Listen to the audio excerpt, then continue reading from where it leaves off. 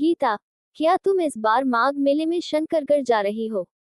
पारो ने पूछा। हाँ हाँ, क्यों नहीं, तुम सब नहीं चलोगी क्या? गीता ने पूछा। हम भी चलेंगी, सबने एक साथ जवाब दिया। एक हफ्ते बाद मेला शुरू हो गया। पारो और उसकी सहेलियां शंकरगढ़ की ओर निकल गईं।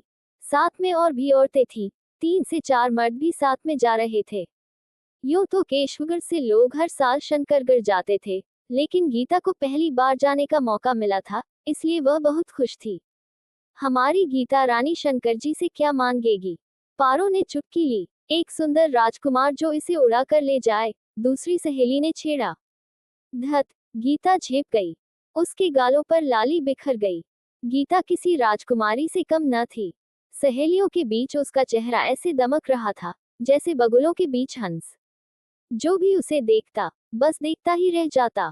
सांझ ढलते ही काफिला शंकरगढ़ पहुंच गया। औरतों और मर्दों के लिए अलग अलग तंबू लगाए गए। अचानक गीता बोल उठी, पारो, कितनी सुंदर जगह है। हाँ, बहुत सुंदर है। भीड़ भी काफी होगी। हाँ, चंदा काकी कह रही थी कि 10 से 15 हजार की भीड़ होगी कल। दोनों सखियों की बातचीत अचानक भंग हो गई। चंदा काकी की आवाज आए, अब सो जाओ, भोर होते ही पूजा के लिए जाना है। मुन्हंधेरे ही केशवगढ़ का काफिला मंदिर में जा घुसा। जल्दी ही वे पूजा करके लौट आए। पंडे लोगों के हाथों से चढ़ावा छीनने में बिजी थे। किसी तरह शंकर की मूर्ति तक लोग पहुंचते तो बाकी काम पंडे संभाल लेते। धक्का मुक्की की वजह से लोग भी जल्दी बाहर निकलना चाहते थे, क्योंकि ऐसे में जेवर, नकदी वगैरह लूट लिए जाने का खतरा बना रहता था। गीता और उसकी सहेलियां मंदिर की सीढ़ियां उतर ही रही थी, तभी एक अधेड़ उम्र के गठीले बदन वाले पंडे को गीता को घूरते पाया। उसके घूरने का अंदाज गीता को बहुत बुरा लगा, पर वह चुपी रही। बिना किसी खास बात के एक पंडे पर शक करने से वह खुद की हंसी नहीं उड़वाना चाहती थी। 12 बजे तक वे सब लोग मेले में घूमते रहे। कहीं झूले पड़े थे तो कहीं जादू का खेल चल रहा था। गीता तो जैसे सारा नजारा एक ही दिन में समेट लेना चाहती थी। चलो, उस ओर देखाएं, हाथ से इशारा करते हुए गीता ने पारो से कहा। नहीं गीता, अब वापस चलो, बाकी कल देखेंगे। थक गई क्या? थोड़ा सा और देख लेते हैं। नहीं, अब एक कदम भी आगे नहीं बढ़ेंगे हम। गीता को बुझे दिल से लौटना पड़ा। वह तो बहुत कुछ देखना चाहती थी, पर अकेले जा नहीं सकती थी। प्रवचन क्या होता है काकी? तंबू में लौटकर गीता ने चंदा से पूछा। गीता के भोलेपन पर हंसती काकी समझाने लगी, बड़ी भोली है हमारी गीता बिटिया। प्रवचन में महात्मा लोग अच्छी अच्छी बातें बताते हैं, देवताओं के गुणों का बखान करते हैं, नेक चाल चलन और बर्ताव के बारे में बताते हैं। तब तो प्रवचन जरूर सुनना चाहिए, कहकर गीता हंस पड़ी। शाम को घंटे घड़ियालों की आवाज कानों में पड़ते ही लोग मंदिर में इकट्ठा होने लगे। जगह कम थी और भीड़ बहुत ज्यादा। आरती के वक्त 4 से 5 जवान साधु गीता के आसपास ही मंडरा रहे थे। गीता को कुछ अटपटा सा लगा, पर उसे किसी तरह का डर या परेशानी महसूस न हुई। आरती आधी से ज्यादा हो चुकी थी कि अचानक बिजली गुल हो गई। लोग धक्का मुक्की करने लगे। चारों ओर गहरा अंधेरा छा गया। अचानक गीता को लगा जैसे किसी ने उसकी बाह पकड़ ली। जब वह चीखना चाहती थी, पर किसी ने उसका मुंह दबा दिया। साथ ही कोई उसे एक ओर खींच कर ले गया। थोड़ी देर में बिजली आ गई। उजाला होते ही पारो की नजर सामने पड़ी। गीता को गायब पाया देख वह चीख पड़ी। तुरंत ही हो हल्ला मच गया। केशवगढ़ वाले गीता को तलाशने लगे, पर हजारों की भीड़ में उसे तलाशना भी कम मुश्किल नहीं था। किसी ने कहा कि इधर ही कहीं होगी, तो किसी ने कहा कि तंबू में चली गई होगी। जितने लोग थे, उतनी बातें कर रहे थे। चंदा काकी और पारो सबसे ज्यादा परेशान हो उठी, क्योंकि गीता की जिम्मेदारी उन्हीं पर थी। गांव जाकर गीता के माँ बाप को कौन सा मुंह दिखाती। पारो की नजरें आसपास टटोलने लगी तो उसे लगा कि वे जवान साधु भी गायब हैं। वह चीख उठी, काकी, यहाँ खड़े 4 से 5 साधु भी नहीं है, वे ही गीता को उठाकर ले गए हैं। इधर गीता को मंदिर से दूर पेड़ों के झुरमुट में ले जाया गया। वहां उसके सामने वही पंडा आ खड़ा हुआ, जो उसे दोपहर को घूर रहा था। पहले वह गीता के गहने उतारने लगा, तो वह चीख उठी, नीच पापी, कमीने, ढोंगी, साधु होने का ढोंग रचते हो और लोगों को लूटते हो।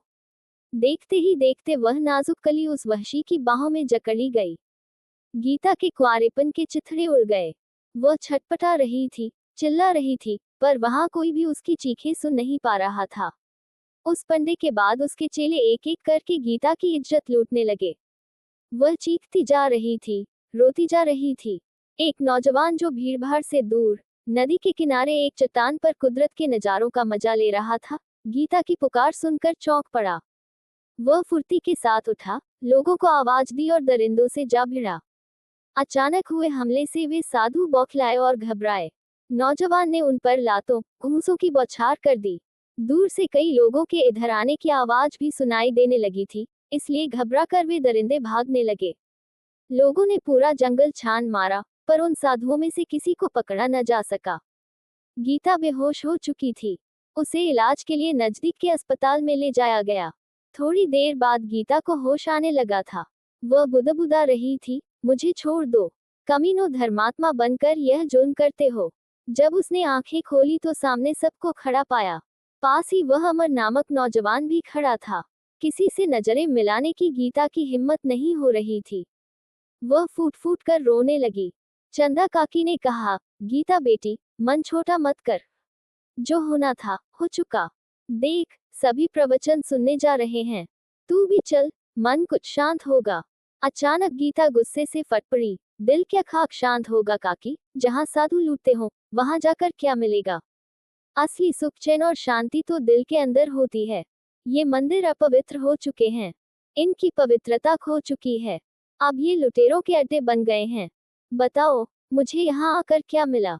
लुटी हुई लड़की और फूटी हुई हंडिया किस काम की, काकी? मुझे अकेला छोड़ दो, तुम सब जाओ। पर काकी जा न सकी। वे और पारो गीता के साथ रहीं, बाकी प्रवचन सुनने चली गईं। तंबू के अंदर बिस्तर पर लेटे लेटे गीता सोचने लगी, अब जीकर क्या करूंगी? किसी और की कैसे बनूंगी? लुटी हुई इज्जत किसी के हवाले करने से बेहतर है अपने आप को ही खत्म कर लिया जाए।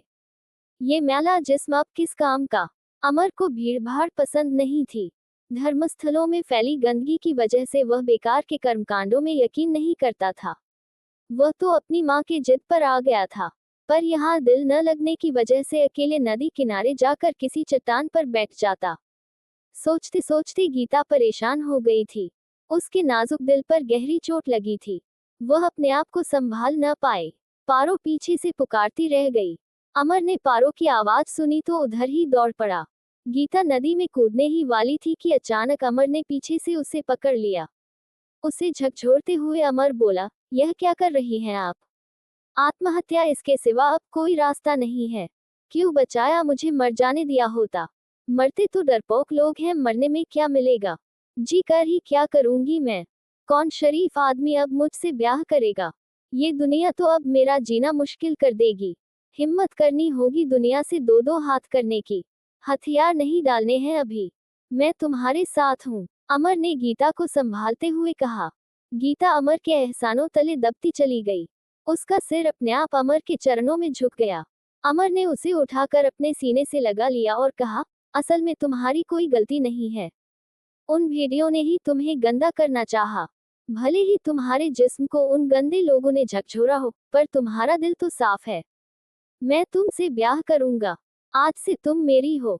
गीता को लगा जैसे उसे नई जिंदगी मिल गई, साथ ही अपने सपनों का राजकुमार भी। कहानी अच्छी लगी तो चैनल को लाइक करें और सब्सक्राइब करें।